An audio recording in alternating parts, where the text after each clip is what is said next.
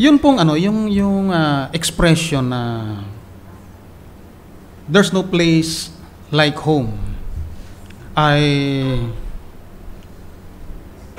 naisulat ito ni nakalimutan ko yung ang title po ng story na ay yung The Wizard of Oz. Ito po ay naging isang movie at ang bumanggit po ng expression na to ay si Dorothy. Kung napanood niyo po yung pelikula na yun, no? Kasi parang pelikulang pambata rin yun. Na siya po ay napunta sa isang lugar at gusto niya nang umuwi. Na kapag kayong paan niya ay ini-stomp niya sa lupa, ay binabanggit niya yung there's no place like home. There's no place like home.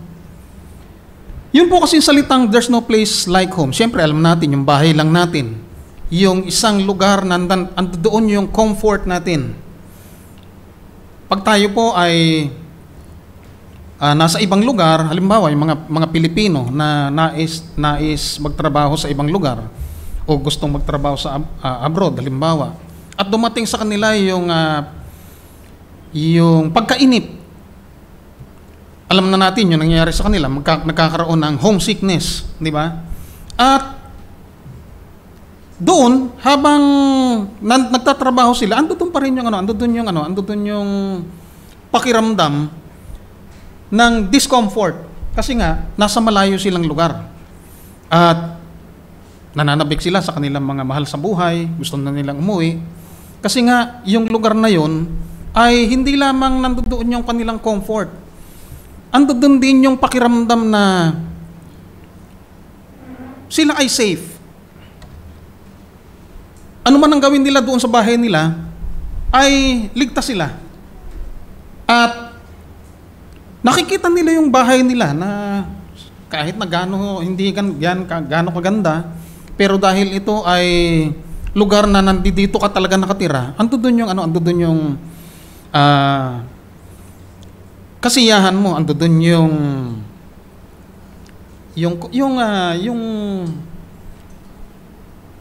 ang tawag sa Tagalog, yun ay panatag ka. Andun yung kapanatagan mo. Ngayon, dahil nga nung iba, maraming nag-aambisyon na gustong mag-abroad, makapagtrabaho, gumanda yung pamumuhay, magkaroon ng tinatawag na, yung makakita sila ng yung tinatawag nating greener pasture, talagang nagbabaka sakali. Gumagastos pa sila ng pera, pinibenta yung kanilang mga ari-arian para lamang makapunta roon. Pero paano kung halimbawang sa pagpunta mo roon, ang daranasin mo ay hindi naman comfort? At marami tayong nababalitaan na mga pangyayari sa mga Pilipino, yung mga OFW, na hindi magandang dinanas sa lugar na yon. At syempre, wala kang ibang hahanapin kundi ang bahay mo. At kung ang dinaranas mo ron ay discrimination, gusto mo nang umuwi. Gusto mo nang bumalik sa sarili mong bayan. Nangyari po ito dito sa bansang Israel na noong panahon kasi nung panahon ni Haring Antiochus ng Assyria ay nandoon sila sa Babylonia, no? Maaring sila ay nabihag nung sila ay nasakop ng bansang ng Babylonia. At sa utos ni Haring Antiochus, ipinadala sila ito nga, doon makikita natin dito sa verse 1, nasa pangangalat sila ngayon sa Ponto, Galacia, Cappadocia, Asia at Bithynia. At lumago na sila roon. Dumami na sila roon kasi ilang taon ang lumipas bago dumating si Kristo, ay andun na sila, dumami na sila doon sa mga lugar na yun. Sila nga ay nasa pangangalat. Pag binasa natin yung sa James chapter 1 verse 1, ang tinutukoy doon yung 12 tribo ng Israel na nasa pangangalat. At doon nga, sa lugar na iyon, ay nung panahon na ni Jesus Christ, ay nagkaroon ng mga converts si Pedro sa mga lugar, sa mga Hudyo doon sa Israel, sa lugar na yon na nasa pangangalat. Ngayon, dahil nga itong mga Hudyo na ito ay nasa ibang bayan sila, ay dumaranas pa rin sila ng persecution. Dumaranas sila ng kahirapan, wala silang pagkain. Sa iba pang mga kwento nga, sila ay tumitira sa mga kuweba, sa mga lungga, at andun doon yung talagang kahirapan nila. Ngayon, dahil sa kanilang kahirapan, ay nawawala na sila ng pag-asa. Nawawala na sila ng nagkakaroon na ng yung kanilang pakiramdam. Nagkakaroon na ng parang laging pag-aalala, nagkukulang na rin ang kanilang pananampalataya. Kung babasahin po natin dito sa sa verse 6, no? Sabi rito sa verse 6. Bagamat ngayon sa sandaling panahon kung kailangan ay pinalumbay kayo sa mulit-muling pagsubok. So dumaranas na ng inner turmoil, yung panloob na kapighatian. Bukod pa sa panlabas na kapighatian, ay meron silang dinaranas na panloob na kalungkutan, paghihirap ng kalooban. Sa verse 14,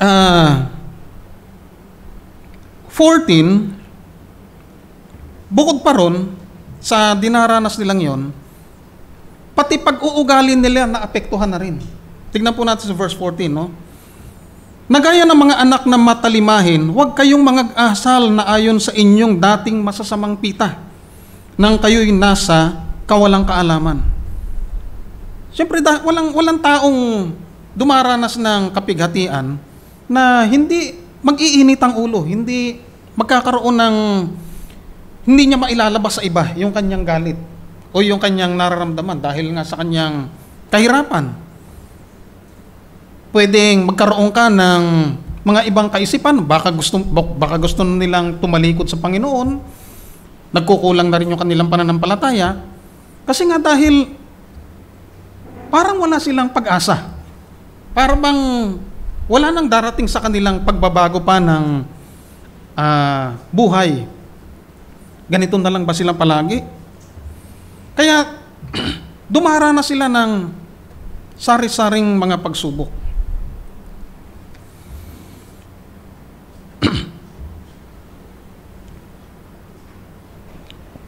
Kaya nung sinulatan ito ni Pedro, isa sa mga sinabi niya ay ito, no? Sabi sa verse 15, dahil nga dumaranas na sila ng pagbabago ng pag-uugali. Yamang banal lang sa inyo tumawag, ay mangagpakabanal naman kayo sa lahat ng paraan ng pamumuhay. Mangagpakabanal sa lahat ng paraan ng pamumuhay, sapagkat nasusulat, kayo'y mangagpakabanal sapagkat ako'y banal. Ang pagpapakabanal nila ay dapat sumang-ayon mismo sa kabanalan ng Diyos. Ang standard ng kanilang kabanalan ay yung kabanalan mismo ng Diyos. Pag sinabi natin kabanalan, napaka-importante ng salitang kabanalan dahil ito yung katibayan ng ating pananampalataya, no? Sabi rin sa Hebreo, walang makakakita sa Diyos kung wala ang pagpapakabanal, no? At yung kapayapaan sa mga tao. Kung ang buhay mo magulo rin sa pakikisalamuha mo sa ibang tao, hindi magandang ugali mo sa ibang tao, hindi nakikita ang kabanalan sa iyo, siguradong hindi mo makikita ang kaharian ng Diyos. Ano ngayon ang ipinangaral ni Pedro, bukod pa ron sa salitang kabanalan, na dapat malaman talaga ng itong mga Hudyong nasa pangangalat. Ano ba yung nasa kanila na hindi nila alam, na pwedeng ipaalala o ituro ni Pedro?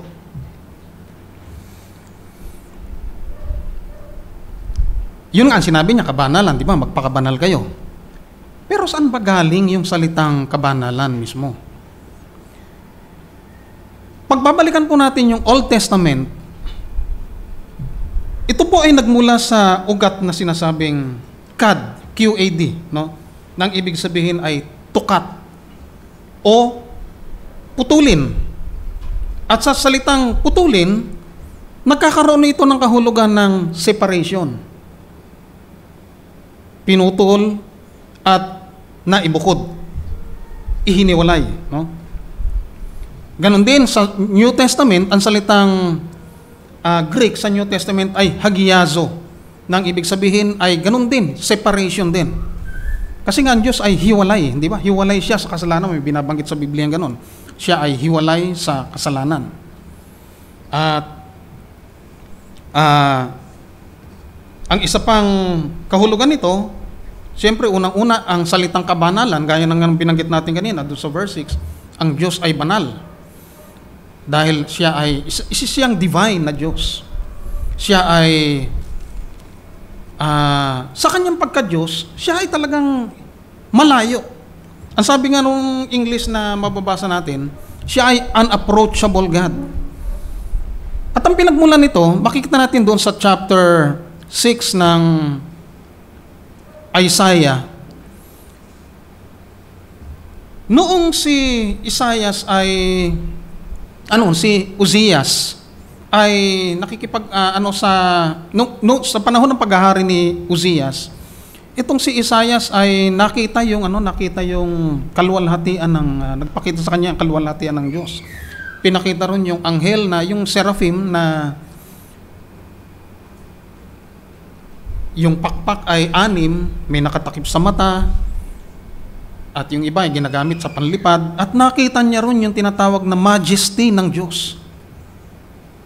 At doon sa sitwasyong ganon, yung tinatawag na majesty consciousness ng isang tao, nung nakita niya yung majesty ng Diyos, yung napaka-kamanghamanghang Diyos, at napaka-maluwalhating Diyos, doon nagkaroon ng tinatawag na yung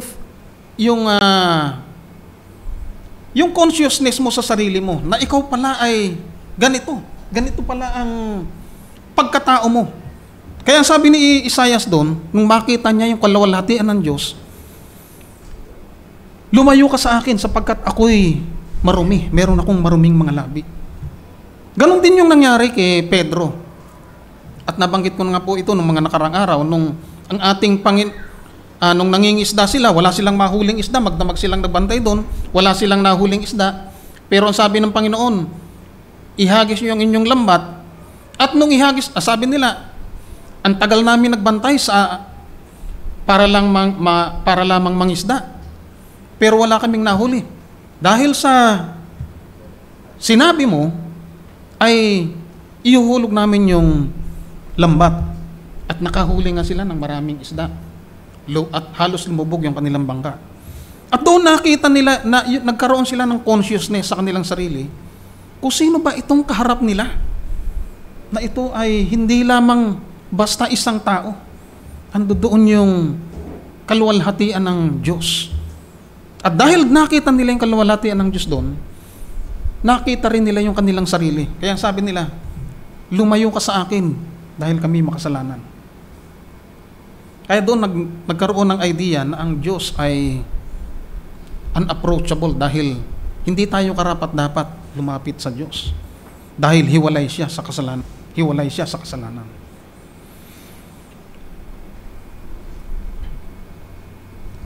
Kung babasahin po natin doon sa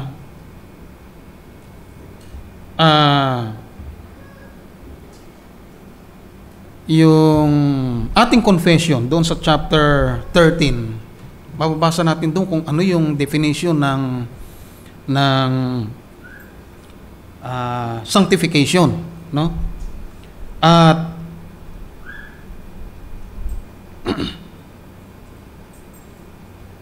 ito po ang sinasabi, no?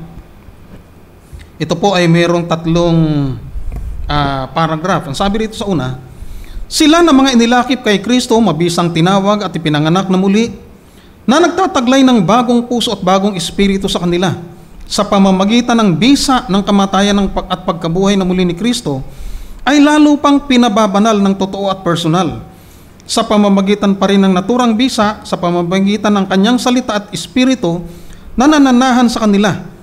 Ang paghahari ng buong katawan ng kasalanan ay winasak at ang ilang mga pagnanasan yon ay unti-unting pinahihina at pinapatay, at sila ay lumalagong pinasisigla at pinalalakas ng nakaliligtas na mga biyaya tungo sa pagsasagawa ng tunay na kabanalan, na kung wala ang mga ito ay hindi makikita ng tao ang Panginoon. So yun po ang halos kabuuan nung mga binabanggit sa Biblia. Makikita po natin to, mayroong mga numbers dyan, at yung bawat numbers ay mayroong mga corresponding verses na nakalagay doon, no? At sa number 2, ang pagpapabanal na ito ay sa lahat ng bahagi ng buong pagkatao. Okay? Ang buong pagkatao po ang pinababanal ng Panginoon, no? Sabi nga doon sa una, ito'y sa pamamagitan ng salita ng Diyos at sa pamamagitan ng Espiritu ng ating Panginoon. Binibigyan tayo ng bagong puso, pinanganak tayong muli, at ito ay sa pamamagitan ng kamatayan ng ating Panginoong Hesukristo. Basahin ko po muna sandali uli ang pangatlo, no? Dito po sa kalahating bahagi ng number 2, sa number 2 muna, no? Ang pagpapabanal na ito ay sa lahat ng bahagi ng buong pagkatao.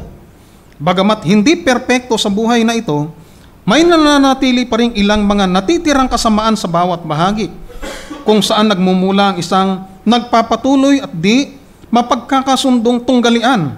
Ang laman ay nagnanasa laban sa espiritu at ang espiritu laban sa laman. So dito po sa number 2, pinapahayag dito na sa takbo ng ating pamumuhay bilang Kristiyano, dahil tayo ay nasa laman, nagkakaroon pa rin ng tunggalian ang masama at mabuti sa ating pagkatao. Hindi tayo perpekto, no? Tayo ay nagkakasala pa rin araw-araw. At sa pagkakasalang ito, dahil nga tayo ay mayroong banal na espiritu, ay nakikipaglaban ito sa ating espiritu. Nakikipaglaban ito sa ating sarili. Kaya minsan dumarating sa atin yung mga pag-iisip at yung masamang yung sumbat ng ating konsyensya na tayo nga ay nagkakasala sa Panginoon. At dahil nga isang taong binigyan ng Espiritu ng Diyos at siya pinanganak na muli, lagi siyang nagsisisi sa kanyang mga kasalanan. Siya ay umiiyak siya dahil sa alam niyang matindi ang kanyang pagkatao, na siya ay palaging kumakalaban sa Diyos. At sa pangatlo po, sabi rito, sa tunggaliang yon, bagamat ang nananatiling kasamaan ay maaaring pansamantalang mangibabaw ng husto, no? Okay, sabi rito, bagaman ang nananatiling kasamaan ay maaaring pansamantalang mangibabaw ng husto. Okay? Dumarating pa rin talaga yung minsan mas umaangat yung init ng ulo, yung masamang ugali, yung kuminsan tumatagal pa, ayaw mong batiin ng kapatid mo dahil sa mga pangyayaring ayaw mong mangyari. Pero nangyayari talaga, no? Dahil ang sabi rito, pansamantalang mangingibabaw ng gusto. Ngunit sa pamamagitan ng nagpapatuloy na pagtustos ng lakas mula sa nagpapabanal na Espiritu ni Kristo, ang panibagong bahagi ay makapagtatagumpay. Yan. At dahil doon, ang mga banal ay lumalago sa biyaya, pinasasakdal ang kabanalan sa takot sa Diyos, nagsisikap sa makalangit na buhay sa makaibanghelyong pagsunod sa lahat ng mga utos na sa kanyang salita ay itinakda ni Kristong kanilang pinuno at hari. So yun po yung nakalagay sa chapter 13 ng ating Confession of Faith, 1689 Confession of Faith, patungkol sa sanctification. At ito rin yung gustong ipangaral ni Pedro doon sa nasa mga Hudyong nasa pangangalat. Dito naman kay Berkhoff, ang kanyang, kay Louis Berkhoff, ang kanyang definition po ng sanctification. The gracious and continuous operation of the Holy Spirit, no? Ang mabiyaya at patuloy na pagkilos ng banal na Espiritu, by which He delivers the justified sinner. Kung saan pinalalaya niya ang isang pinatawad na makasalanan mula sa karumihan ng kasalanan, renews his whole nature in the image of God, and enables him to perform good works. Binabago ang kanyang buong kalikasan ayon sa larawan ng Diyos at binibigyan siya ng kakayahang makagawa ng mabuti. Ngayon po, ano po ang ipinangaral ni Pedro para sila ma-encourage na magpatuloy sa kabanalan? Sa verse 3, sabi po rito sa verse 3, ayon sa kanyang malaking awa ay ipinanganak na muli tayo sa isang buhay na pag-asa.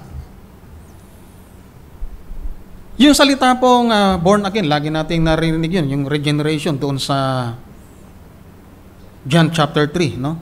Sabi ron, unless a man be born anew, he cannot see the kingdom of God. Malibang ang isang tao ay ipanganak na muli, hindi niya makikita ang kaharian ng Diyos. Pero meron palang isang pinagmumulan niya, no? At meron ding isang patutunguhan. At ang dahilan ay para magkaroon tayo ng isang buhay na pag-asa. Ipinanganak ka para magkaroon ka ng, ipinanganak ka muli, para magkaroon ka ng isang buhay na pag-asa. Kasi nga yung mga tao, yung mga Hudyo doon, ay nawawala na ng pag-asa. Parang ganun din yung sinabi niya doon sa Thessalonians, doon sa mga nangamatay na kamag-anak nila, na paano sila pag dumating na yung ating Panginoon? Paano sila, yung mga namatay na yan? At pinaliwanagan ni Pablo ron, na hindi tayo mauuna. Pagdating ng Panginoon, kasabay din tayong aakyat sa langit. Kaya huwag kayong mawala ng pag-asa. Dahil pagdating ng Panginoon, ay magkasabay tayong mga anak niya na buhay, at yung mga namatay, sabay din na aakyat sa langit. At ang pag-asang ito ay nagmumula pala, o yung kapanganakang ito, ang kapanganakang muli, ay nagresulta, nagmula sa tinatawag na resurrection. Sabi rito sa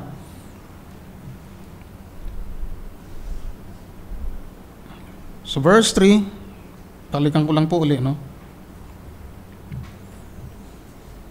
Na ayon sa kanyang malaking awa ay ipinanganak na muli tayo sa isang buhay na pag-asa sa pamamagitan ng pagkabuhay na mag-uli ni Hesukristo sa mga patay. Wala palang regeneration kung walang resurrection.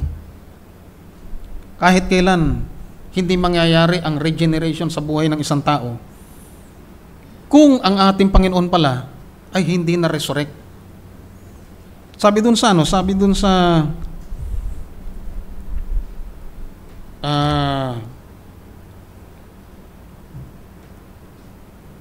Corinthians chapter 15, kung hindi na mabuhay na mag-uli si Jesus, tayo na yung kaawa-awa sa lahat ng mga tao. Ang ating pangangaral, baliwala. Kung hindi na buhay si Jesucristo, hindi rin tayo mabubuhay. At ang aming pangangaral, walang kwenta. At masusumpungan pa kami mga bulaan. Kasi hindi naman pala totoong merong pagkabuhay na mag-uli. Okay? Kung walang pagkabuhay na mag-uli, di kumain na lang tayo ng kumain, uminom ng uminom, at magpakasasa sa buhay natin. Kasi mamamatay rin naman tayo. Wala rin naman pagkabuhay na maguli. At ang sabi nga rito, walang regeneration kung walang pagkabuhay na maguli. Wala rin tayong pag-asa. Sa Ephesians chapter 2 verse 12, sabi ni Pablo doon sa mga taga-Epeso, na kayo ng panahong yaon ay mga hiwalay kay Kristo na di kabilang sa bansa ng Israel at mga taga-ibang lupa tungkol sa tipan ng pangako na walang pag-asa at walang Diyos sa sanglibutan. Noong unang panahon sila'y ganun. Wala kasi silang Diyos, wala silang pag-asa. Wala silang pag-asa ng kaligtasan, ng kapatawaran, walang pag-asa sa buhay na walang hanggan. Dahil dito, dahil sila'y walang Diyos sa sanglibutan. Okay? So ipinanganak na muli sila, hindi lamang sa pag-asa. Sabi sa verse 4, pinanganak sila sa isang manang di nasisira at walang dungis at hindi kumukupas na inilaan sa langit para sa inyo. Nung sila ay nasa pangangalat doon sa mga lugar na yon, yun na nga kanilang dinaranas, no? Talagang walang-wala sila. Dumaranas sila ng kagutom, wala silang tahanan, kasi nasa mga kuweba nga nasa mga lungga. At dumarating yung panahon na pag sila ay hinahanap ng mga taong humahanap sa kanila, hindi nila alam kung saan sila pupunta. Wala silang maayos na tahanan. Kaya ang sabi niya sa verse 4, pinanganak tayo sa isang manang di nasisira at walang dungis at hindi kumukupas na inilaan sa langit para sa inyo. So bukod pa ron sa pagsasabi ni Pedro na kayo'y pinanganak sa pag-asa, pinanganak din kayo para magmana ng mga manang di nasisira at ito nga'y nasa langit. Doon walang pagkabulok, walang magnanakaw, at inuutos ng Panginoon na magtipon tayo ng mga kayamanan sa langit at wag sa lupa. Dahil doon walang magnanakaw, walang sisira, walang kalawang. At ano pa yung assurance na yung kayamanang yun ay mapapasa kanila? Sabi sa verse 5, nasa kapangyarihan ng Diyos ay iniingatan sa pamamagitan ng pananampalataya sa ikaliligtas na nahanda upang ihayag sa huling panahon. Kayang ingatan ng Diyos yung kanyang ipinangako, yung kanyang ibibigay na mana sa bawat isa. At yun ay sa pamamagitan ng ating pananampalataya. Yung ating ng pananampalataya kayang ingatan ng Diyos Di ba? Si Pedro, nung siya ay nililiglig ni Satanas, ang sabi ng Panginoon, ipinanalangin kita sa Ama para wag magkulang ang iyong pananampalataya. At ang sabi ng Panginoon sa kanyang Ama, alam ko na ako'y iyong dininig at ako'y palagi mong dinirinig. Kaya nakakasiguro tayo na ang panalangin ng Panginoon sa kanyang Ama para sa ating lahat ay mayroong katugunan. Pag binasa natin yung chapter 17 ng John, pinapakita ron yung panalangin ng ating Panginoong Hesus. Ama, dinadalangin ko sila. Hindi lamang naingatan mo sila. Kung paanong iningatan mo rin sila. Dinadalangin ko na ingatan mo sila sa sanglibutang ito. Kaya nakatitiyak yung kanyang yung mga taong nasa pangangalat na nagdurusan, na walang pag-asa sa kanilang sarili, na maaaring hindi nila alam yung mga aral na yun ay tinuturo ni Pedro sa kanila para sila magkaroon ng tunay nga na pag-asa. Sa verse 7 o sa verse 6, nasabi nito, na ito ang inyong totoong ikinagagalak. Bagamat ngayon sa sandaling panahon kung kailangan ay pinalumbay kayo sa mulit-muling pagsubok. mga aral na yon, itong mga katotohanan na ito na ipinangako ng Diyos sa kanila, ito yung dapat ninyong asahan. At ito'y dapat nyong ikagalak. Dapat ito'y maging source ng inyong joy. Para bang ano lang yan eh. Para bang yung isang nagtatrabaho sa gobyerno na darating na yung kanyang bonus. Hindi pa man dumarating, pero meron siyang aasahan na alam niyang darating. Na hindi pa man dumarating yun, pag naiisip niya, ngumingiti na siya. Kasi meron siyang aasahan. Alam niyang siguradong darating yun. Parang alkansya na naglagay ka ng 20 pesos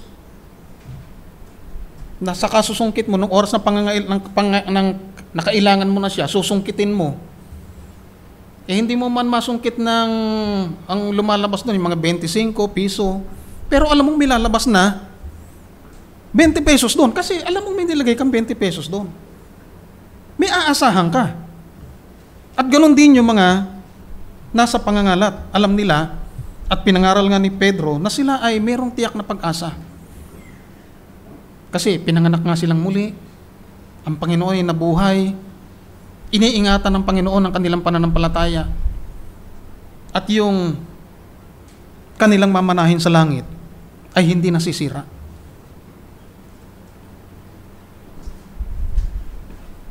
At sabi sa verse 7, upang ang pagsubok sa inyong pananampalataya na lalong mahalaga kayo sa ginto na nasisira, bagamat ito'y sinusubok sa pamamagitan ng apoy, ay masumpungan sa ikapupuri at ikaluluwalhati at ikararangal sa pagpapakahayag ni Hesukristo.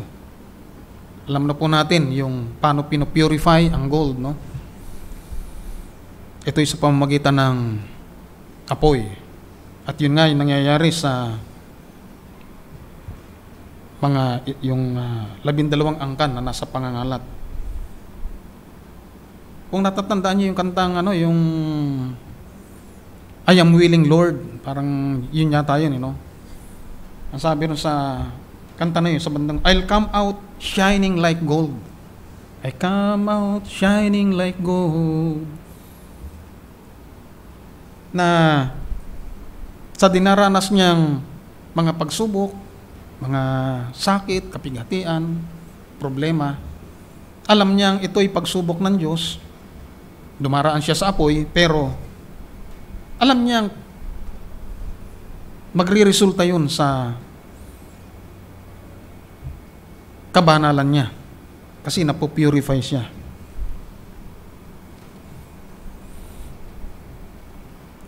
So verse 9, na inyong tinanggap ang layunin ng inyong pananampalataya, ang pagkaligtas ng inyong mga kaluluwa. Alam niyo po, itong verse na ito, pinakinggan ko si John Mack tungkol dito sa yung title ng kanyang sermon ay yung The Greatness of Salvation. Sabi rito sa verse 10, tungkol sa pagkaligtas na ito ay nagsikap at nagsiyasat na maigi ang mga propeta na nangagsihulat tungkol sa biyayang dadating sa inyo. Yung kaligtasan na ito, na noon pang Old Testament, na hindi talaga maintindihan, malabo pa sa pananaw ng mga propeta, ay kanilang siniyasat, pinag-aralang mabuti. Kung paano ba ang gagawing pagliligtas ng Panginoon. Ano ba yung ibig sabihin na siya'y magdurusa? At darating yung panahon na siya'y luluwalhatiin.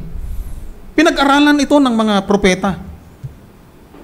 Bagamat hindi nila naiintindihan kung ano yung mangyayari sa pagliligtas na gagawin sa kanila, ay inaasahanan nila yon na mayroong totoong mangyayaring pagliligtas. At ang sabi rito sa verse 11, na sinisiyasat ang kahulugan kung ano at kailang panahon itinuro ng Espiritu ni Kristo na nasa kanila nang patutuhanan ng una ang mga pagbabata ni Kristo at ang mga kalwalhatiang hahalili sa mga ito. Inaalam talaga nila kung ano yung mga kahulugan ng mga sinasabi sa Old Testament ng mga propesiya at kung ano yung tinuturo sa kanila ng Banal na Espiritu na nasa kanila, kung ano ba talaga yung paanong pagbabata. na ipinapakita lamang sa pamamagitan ng mga tipo na yung pagpapatay ng mga hayop, pagbububo ng dugo ng mga hayop, at kung paano pinapatay yung tupa, kambing, at kung paano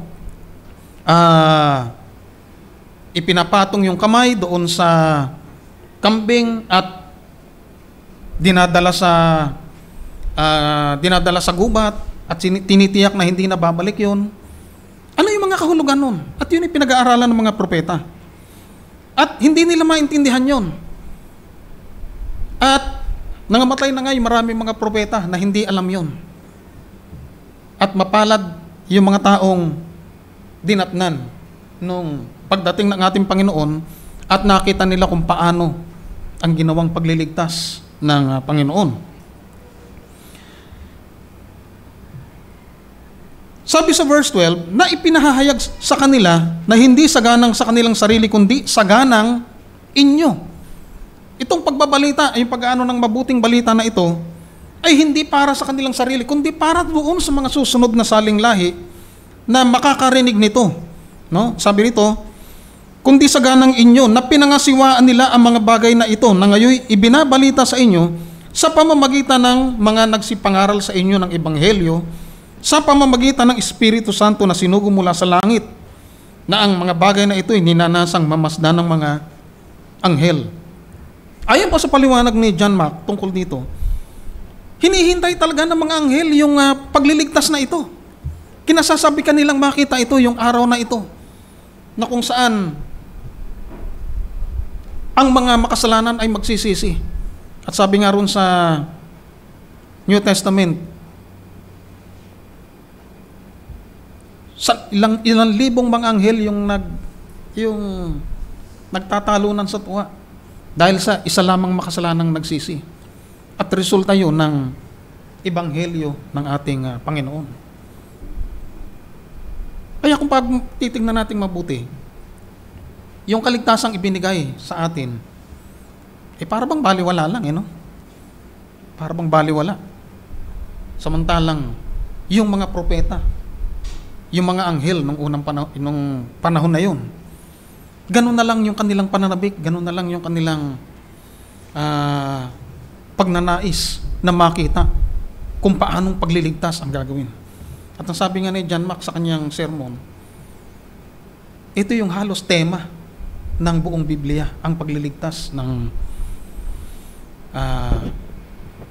mga makasalanan. Kaya